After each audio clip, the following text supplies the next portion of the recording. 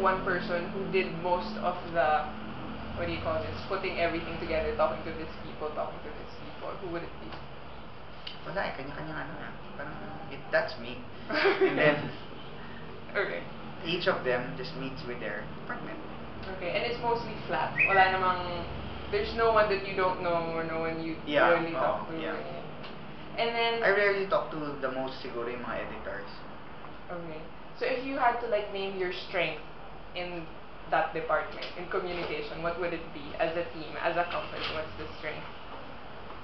Siguro ang strength namin is yung sa empowerment. Mm-hmm. That when we delegate, you're really empowered to decide. You're given full authority. Were there ever any problems with that? I mean, with delegation? Wala naman. Kasi sa akin, my policy is simple. I mean, just be responsible for your decisions. You can decide, but you, in the end, you are responsible for it. Like ako, ganun din ako as a leader. If I say something, trust me, I will be responsible for it. Pagka pumalpak, blame me.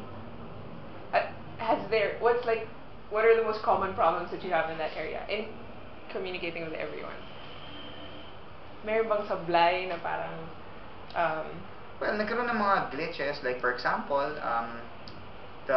yung output was not as I expected. Like, for example, if we're going to put up something in a bridal fair, tapos hindi yun yung design ko, it becomes like just a mediocre. Okay. Then they become responsible for it. Sermon sila. But nothing in your personal opinion that you'd like to enhance or fix or change the system of? Meron mga changing in manpower. Like, the other day, kasi we meet on a Monday, ang topic ko ng last Monday was restructuring. Kasi I feel na yung mga tao, hindi sila masyadong fit dun sa position. Okay. And baka sakaling maging kasi yan eh, like ako, my character is, I'm choleric. I don't know if you studied that. Choleric is, I'm bossy. I know what I want.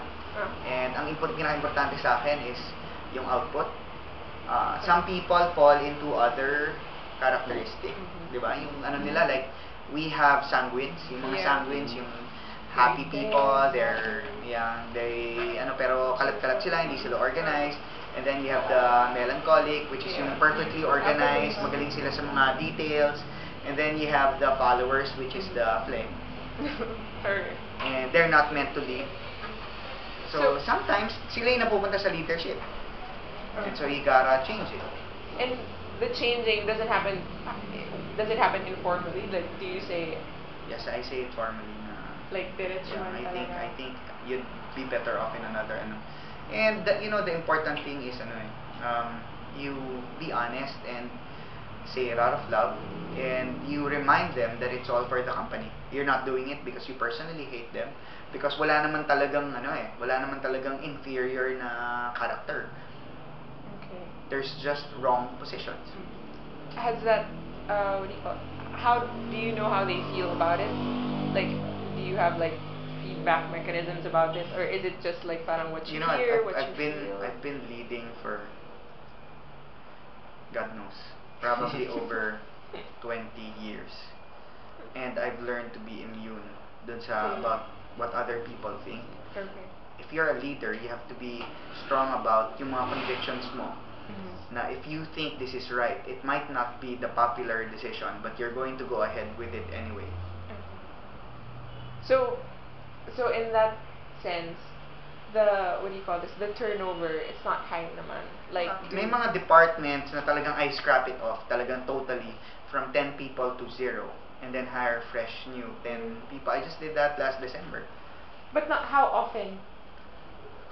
Not often naman. Hindi naman ako, like, I'm not like deaf. Diba? So, but if the need arises, hindi ka mag-hold on. Okay. Any other problems or strengths that you'd like to highlight in that area? How you talk to people? I wish we could market more. Be better off in marketing. Since ang dami namin, kumbaga, if we are a company, ang dami naming product lines. Okay. Diba? Because I'm curious, like for example, those 400 weddings that you did last year, the marketing department, once they meet with the clients, because that's like almost every single day, and then you give it to the photographer, and then they handle it, right?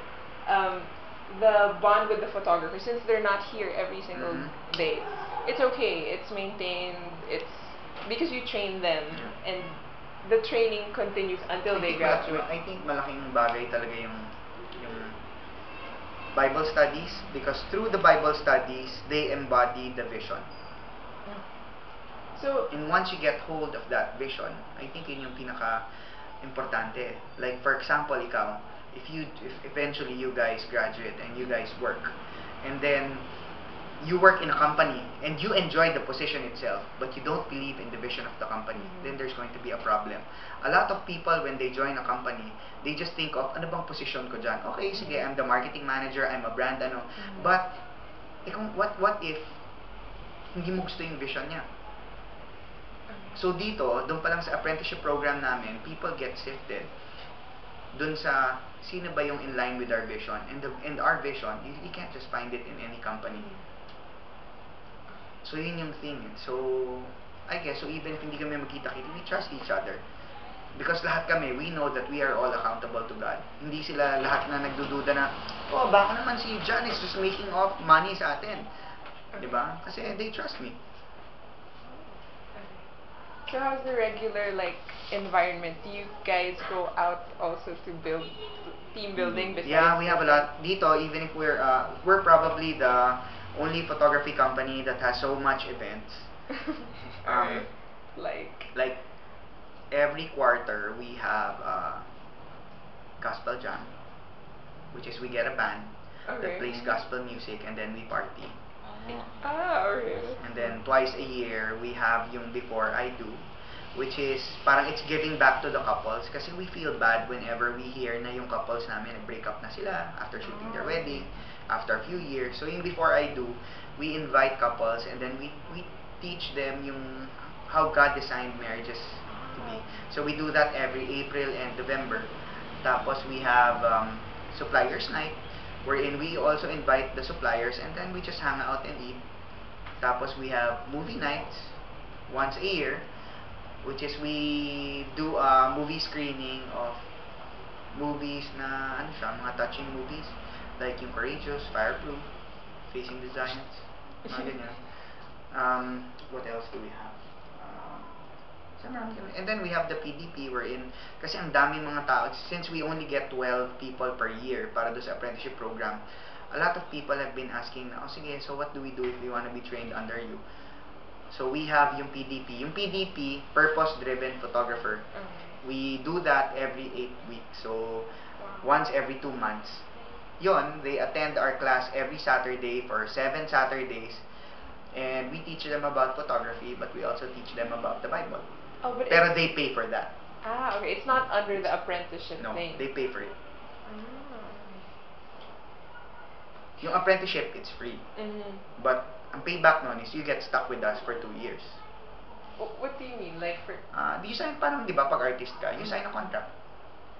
So it's free, I mean the apprentices, they don't get paid. But they don't get paid at first, but eventually when they get good, we start selling them, and when someone buys them, they get paid. Di ba parang pag kunyari, if you're a singer, sabihin mo, John, can you manage me? Okay, sige. Pag-voice lessons in kita, you don't pay for anything, I'm going to invest in you. But eventually, when you become good, I'm gonna sell you. And then, of course, I get a percent of whatever you make. And then, you know, and then after the contract expires, you tell me, do you want to still be managed by me or do you want to go? Parang ganyan. Very straightforward. I like it. You have questions, pa? Very quiet. You're very quiet. Pero sir, have you encountered any problems communicating with the heads? Wala na. Hindi naman. Kasi ang ano kasi dito, it's yung mga heads, mga dating apprentice eh. So parang kita mo kung paano sila nag-grow. I know their ugali. Alam ko like for example, yung isa sa amin, it's very talagang ano siya, very dependable, very strict, black and white sa kanya. So, we know how each other works. Kasi parang we practically like grew up in faith and in the profession together. Sir, if we're gonna we're gonna report this kasi in class, and we'd like to show them like, what do you call this? The photographer's sites if they have any. Is it listed down Yep. somewhere? Okay. Doon sa imagination, It's all there. yeah, makikita mo din yung mga photographers, you can click it, tapos pupunta ka dun sa site lang nila. Yeah. There's a background of each photographer. Okay. And then, so if you can get shots. Yeah. At saka I can also send you also some pictures. Okay. Can we have a Tas shot? tonight, ha? Sige. Tas tonight, if you are free, magmi-meet yung batch 8 for the first time ever. Really? Yeah, that's going to be. Where do you guys live? Malayo.